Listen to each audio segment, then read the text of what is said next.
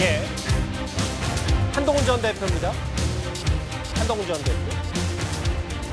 국민의힘의 당권 레이스 핵심 변수로 꼽혔던 게 바로 한동훈 전 대표의 출마 여부였는데요. 오늘 오전에 결국 불출마를 선언했습니다. 주변에다 내가 국민의힘 당원이라고 말하기가 쪽팔린 정당이다라는 거예요. 죄송합니다. 그리고 공감합니다. 제 책임이 큽니다. 제가 더 잘할 겁니다. 기회를 주십시오. 한마디로 한동훈 대표가 이번에 출마하지 않기로 결정한 것이 저는 참 아쉽습니다. 저는 오히려 출마를 하셔가지고 본인이 생각하는 여러 가지 혁신안들이 있지 않습니까? 그리고 저는 저대로 혁신안이 있는데 같지가 않을 겁니다. 그 혁신안에 대해서 강조하고 안을 제시하는 사람들이 많을수록 더 많은 그 국민과 당원들이 관심이 모아질 수 있게 되고 결국은 혁신이 현실화될 수 있는 확률이 높아진다고 생각했습니다. 오늘 오전에 한동훈 전 대표가 결국 당권 도전하지 않겠다, 불출마를 선언했는데 이현정 의원님. 네. 현장에서 국민과 당원이 주인이 되는 정치를 할 거다. 윤 어게인이 아닌 보수 어게인을 외치겠다. 왜 출마를 하지 않는다고 보세요? 한동훈 전 대표가 그동안 꽤 많은 고민을 했습니다. 또 많은 분들의 조언도 들었고 그중에서는 출마를 하라는 분도 있었고 하지 말라는 분도 있었고요. 굉장히 고심이 깊었어요. 예. 그래서 하루에도 뭐 생각이 꽤 많이 바뀔 정도로 고심이 깊었지만 결국 이제 불출마로 했습니다. 가장 근본적인 것은 지금의 국민의힘이 단순히 당대표가 되고 안 되고가 해서 바뀔 수 있는 상황이 아니다. 즉 토양 자체가 예. 정말 이 보수 개혁이 있지 않고서는 국민의힘이 이대로는 보수 정당으로서 역할하기 힘들다라는 예. 근본적인 판단이 있었던 것 같습니다. 자, 그렇기 때문에 지금 뭐 당원도 많이 빠져나갔고 그리고 또 특히 최근에 이제 부정선거라든지 윤어게인을 주장하시는 분들이 당으로 많이 들어왔어요. 예. 이제 그런 현실적인 어떤 고민이 있었고요. 두 번째로는 일단 친윤 그룹이 최근에 이제 안철수 그다음에 이제 윤희숙 그 혁신안을 하나도 받아들이지 않았어요. 즉 의원총회라는 그 무기를 통해서 혁신안을 하나도 받아들이지 않으면서 당이 전혀 개혁과 혁신할 수 있는 생각조차 없는 거죠. 예. 자, 그러면 아마 한동훈 대표가 당대표가 된다 한들 현역 의원들이 지금 한 60명 정도 친윤들이 있는 상황에서 예. 과연 무슨 일을 할 수 있을까라는 데 대한 의문점이 있는 겁니다. 그러니까 어제 혁신 의총 과정에서도 보였던 뭐 한 40분 만에 결론도 못 냈던 거에 절망감을 느낄 수도 있다 이 말씀하시는 그렇죠. 거예요? 본인이 뭔가 혁신을 한다고 하면 계속 브레이크를 밟을 것이고 그 뒷다리를 잡을 것인데 그렇게 되면 본인이 내적인 어떤 이런 문제 때문에 그만 고민하는 순간 결국 혁신이라는 거는 멀어져 갈 수밖에 없는 예. 그런 현실적인 고민들. 또 하나는 지금 특검이 계속되고 있는 상황 아니겠습니까? 지금 특검이 계속되면서 국민의힘 의원들이 아마 조사를 받을 텐데 예. 그러니까 이런 부분들이 외적인 부분들이 정리가 되지 않는 상황에서 당대표가 된다 한들 이 소모되는 게 너무 많다. 예. 자, 그리고 국민의힘이 아직까지 지금 변수들이 너무 많기 때문에 그래서 오히려 지금 상황에서는 당의 기반을 튼튼하게 하는 데 역량을 집중하는 것이 오히려 장기적으로 보면 국민의힘이 이제 수권 정당으로 갈 수 있는 그런 첩경이 아니냐. 그렇기 때문에 지금의 당대표가 되고 안 되고가 중요하지 않다라는 그런 아마 결론에 도달한 것 같습니다. 뭐 나름의 고심이 꽤 많았던 걸로 저도 알고 있는데 희망의 개혁 연대를 만들어서 마중물을 퍼올릴 것이다. 보수 어게인을 외치겠다. 다음 화면을 볼게요. 세훈주 소장님. 네. 근데 일단 그러면 한동훈 전 대표 안 나간다고 했어요. 지금 출마 선언한 사람이 안철수 의원, 조경태 의원. 이쪽은 아마 과거에 탄반 이제 찬탄 세력이고 반탄 세력의 이제 김문수, 장동혁, 주진우 의원은 약간 이 경계선상에 있긴 한데 다음 화면을 보겠습니다. 한동훈 전 대표가 안 나간다? 그러면 뭐 개혁 성향에 뭐 혁신 후보들까지 단일화하느냐? 그럼 한동훈 전 대표 역할이 어디까지 갈 거라고 보세요? 한동훈 전 대표가 불출마 선언했지만 사실상 메시지에는 국민의힘의 혁신에 대해서는 포기하지 않겠다는 거죠.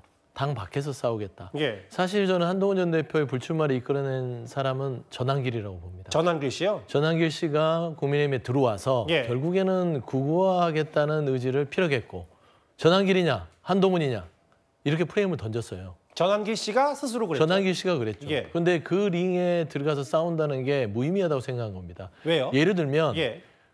정치라는 거는 이 헌법적인 질서 안에서 가는 거죠. 예. 정당은 민주적 기본 질서 하에서 조직되고 활동해야 되는데 지금 따지고 보면 전환기 씨는 스트리트 파이터 같은 거예요.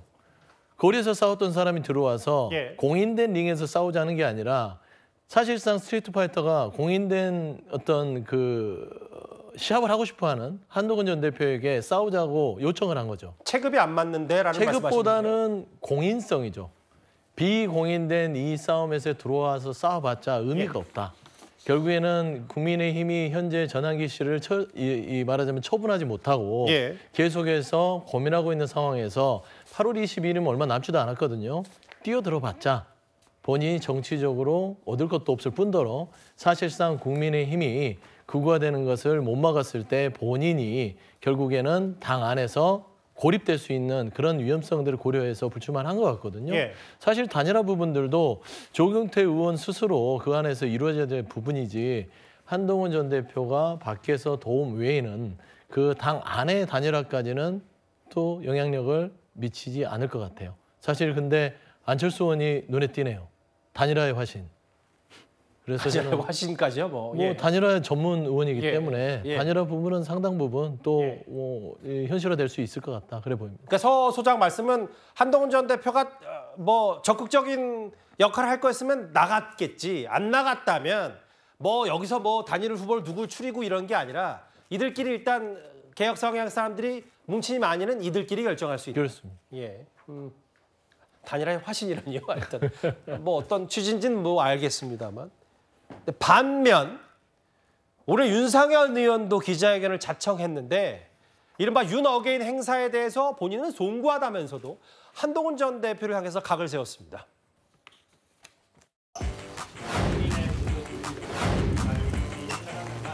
저희 입장은 계획적으로 통과하더라도 지금 행사예요.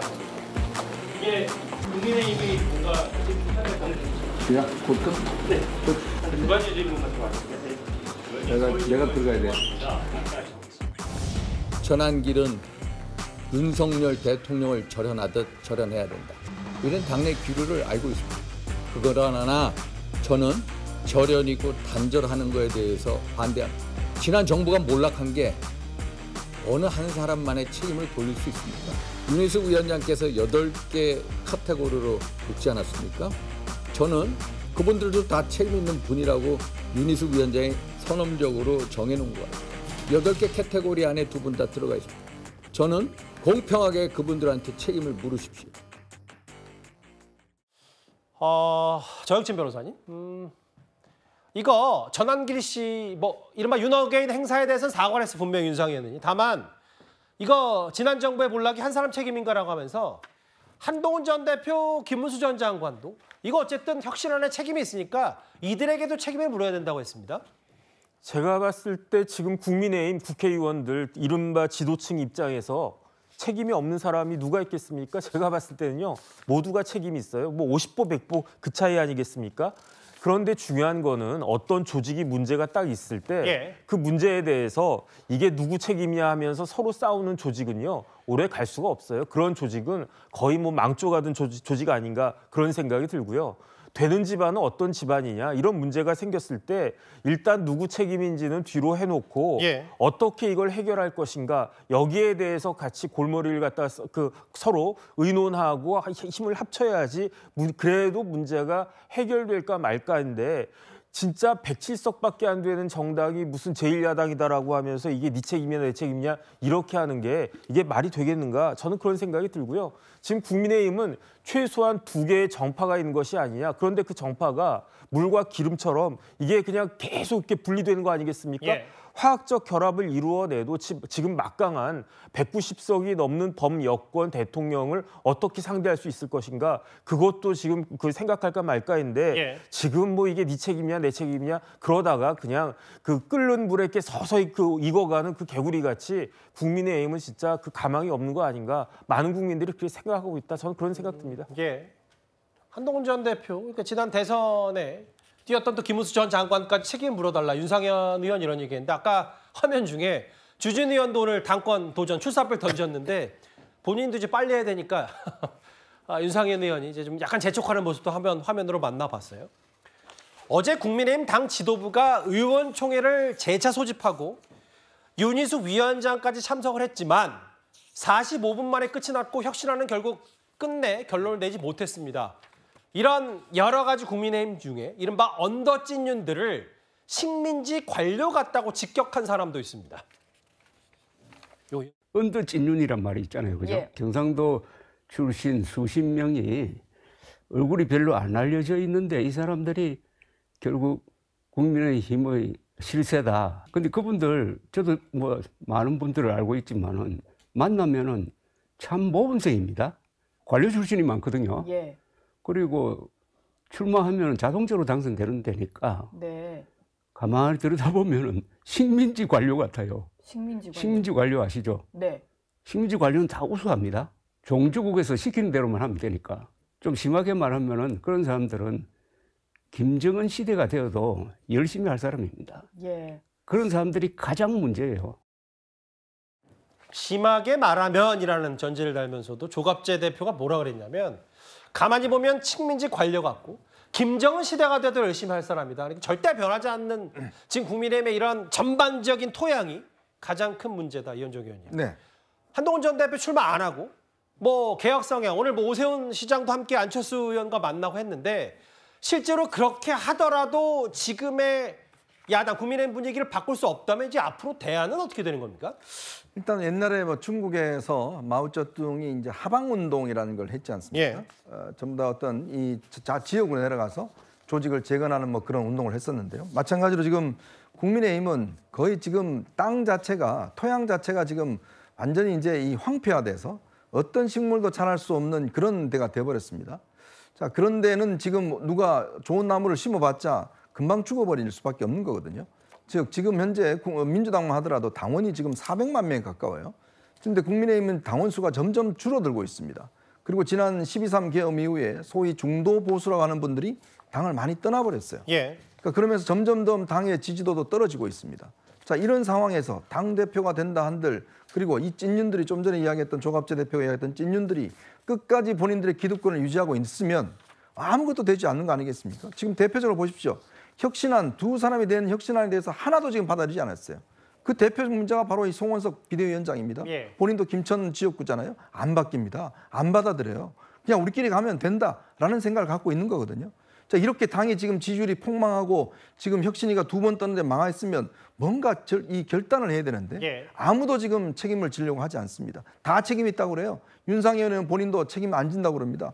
본인 뭐 하겠냐? 뭐 본인은 사과한다 그러면서 아무 책임을 안 져요. 물론 뭐 사과를 했고 본인도 책임을 지긴 지겠지만 책임질 나만 질 건 아니다. 뭐 이런 취지로 그렇죠. 얘기했어요. 같이 지자 이거 아닙니까? 나 혼자 못 간다 이거잖아요. 자, 그래서 지금 한동훈 전 대표가 제가 알기로는 그냥 이제 쉬는 것이 아니라 뭐 플랫폼을 하나 만들 생각인 것 같아요. 플랫폼이라면 이 뭡니까? 플랫폼은 정치 플랫폼 같은 걸 만들어서 예. 본인이 뭐 일단 오프라인으로뿐만 아니라 온라인 등등을 통해서 당원들의 어떤 그 강의도 하고 또 교육도 하고 예. 또 함께하는 그런 자리도 만들면서 실제로 이 풀뿌리 보수를 재건하는 운동들을 아마 본격적으로 시작할 것 같습니다. 예. 그걸 통해서 결국 지금 국민의힘이 전당대회가 끝난다 하더라도 제가 볼 때는 아마 그 내용은 계속될 겁니다. 예. 아마 그런 상황에서 당원들을 적극적으로 다시 모아내는 그런 작업들을 통해서 결국 국민의힘의 근본적 변화를 꾀하려고 하지 않겠는가 그런 생각이 듭니다. 서영주 소장님 짧게요. 네. 한동훈 전 대표가 어쨌든 당권 레이스의 핵심 변수였고 인물이었는데 출마 안 하기로 했으면 그럼 김문수 전 장관의 당선 가능성, 당대표가 될 가능성이 제일 높은 겁니까? 그렇죠. 매우 높다고 볼 수 있고요. 직전에 이제 대선 후보로서 그래도 패배에서도 1,400만 표를 얻었던 후보로서 사실 아직 소뚜껑이 식지 않은 상태예요. 관성에 의해서 사실상 당원들의 투표가 김문수 후보로 갈 가능성이 가장 높다. 가능성으로 봤을 때? 그런데 가장 보면은 근데 김문수 후보가 전환기시를 품었다는 게 문제죠. 예. 사실 지금 보면은 그 윤희숙 혁신위원장이 얘기했던 4명 있지 않습니까? 예. 혁신 대상에 했던 뭐 나경원, 그다음에 장동혁, 윤상현, 송원석 예. 이 4분에 대해서도 이분들도 지금 따지고 보면 전환길 씨에게 문호를 개방했던 사람입니다. 김문수 후보까지 품었고 예. 윤상현 후보까지 품은 걸 보면 이거 사실상 윤어게인 당으로서의 본무를 위해서 국민의힘의 정통 보수를 구구에게 넘기는 을사육적이 될 수 있는 그런 상황이지만 그럼에도 불구하고 당권 구도는 김문수 전 장관에게 갈 가능성이 네. 높아졌다. 아무리 뭐 상대당 평가한다고 뭐 아까 단일화의 화신이다, 뭐 일사육적까지 뭐 그 평가는 다를 수 있으니까 소소한 개인적인 평가라고 하겠습니다. 그렇습니다. 본인이 내가 일사육적에 깜짝 놀라실 것 같아서 제가 순환을 했습니다. 보수 어게인을 외치며 불출마를 선언한 한동훈 전 대표 얘기였습니다.